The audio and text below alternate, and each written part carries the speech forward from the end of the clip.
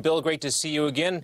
On the podcast last night, you had that big exclusive interview with Lanny Davis, a close confidant to the Clintons. Explain for us what is going to happen based on what you've learned from Lanny Davis about the DOJ IG investigator, Michael Horowitz. What is he going to tell us about James Comey?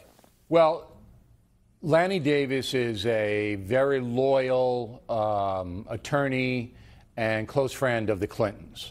What we learned last night is that he testified in front of the Inspector General, Mr. Horowitz, you just referred to, of the Justice Department about Comey in a negative way.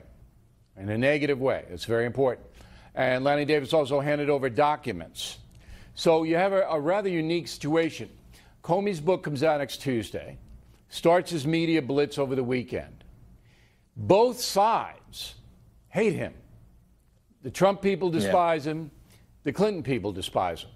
So he doesn't have any constituency in the ideological world. What he does have is the media are going to try to steer him, you'll see this, away from the Clintons into bashing Trump. So CNN and ABC, all of those, MSNBC has a special, they don't have him, Comey, but they have a special, it'll all be bash Trump, bash Trump. But Davis doesn't like Comey, and, you know, the Clintons believe that he is responsible for their defeat, for Hillary Clinton's defeat.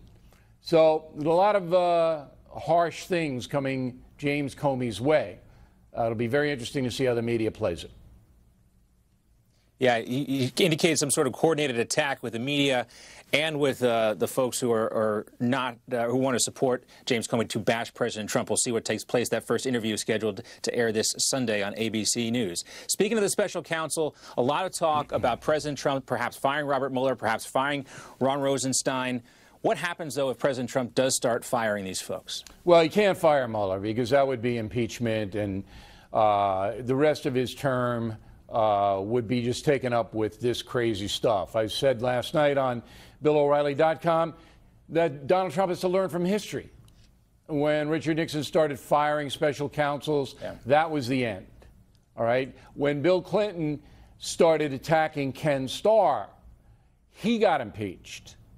So right now, I think Rod Rosenstein, second in command at the Justice Department, if the Inspector General's report comes out and says that the FBI botched both investigations, or even one, there'd be some justification for Trump to remove Rosenstein.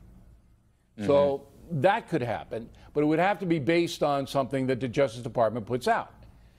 But Mueller, all hell will break loose if that ever happens.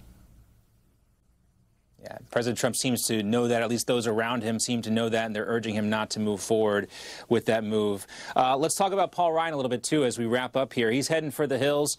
He came into office promising to be a deficit hawk. Of course, the debt is much higher than it was when he took over control 2 years ago. Has Paul Ryan been a failure or a victim of circumstance? It's an interesting question.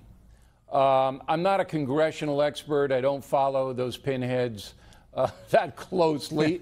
I got to do a lot of other things, so I'm not a micro Congress person. I know Ryan a little bit. He's a standard politician. I never thought he was a candid man. I never thought he was laying it out for the American people. I thought he was, I thought he was effective somewhat in brokering compromises. He seemed to handle Donald Trump pretty well. Much better than John Boehner, who I thought was a disaster. And by the way, John Boehner is now representing pot companies. So I think he's in his element. Very interesting. Mr. Boehner might be.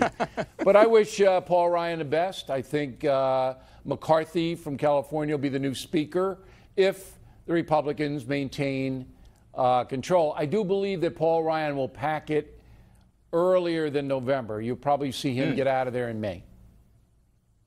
Yeah, that was my next question for you, if you thought he would last until November. No. The concern here is, and of course, Paul Ryan says he wants to spend more time with his family, and of course, everybody wants to spend more time with their family, at least most of us do. But do you think he was somewhat concerned about this blue wave that's been talking about, and that it may have helped him make this decision? Absolutely. He's a politician. Politicians, put their finger up to the wind and see which way it's blowing. It's blowing against the Republicans right now. However, you know, today the jobs report comes out, lowest unemployment in 45 years. Companies can't get skilled labor. That means wages are going up. So that can turn. But I think Ryan said, you know, the time's right. I do have teenagers at home in Wisconsin, and I really should be there. So you got to admire him for that.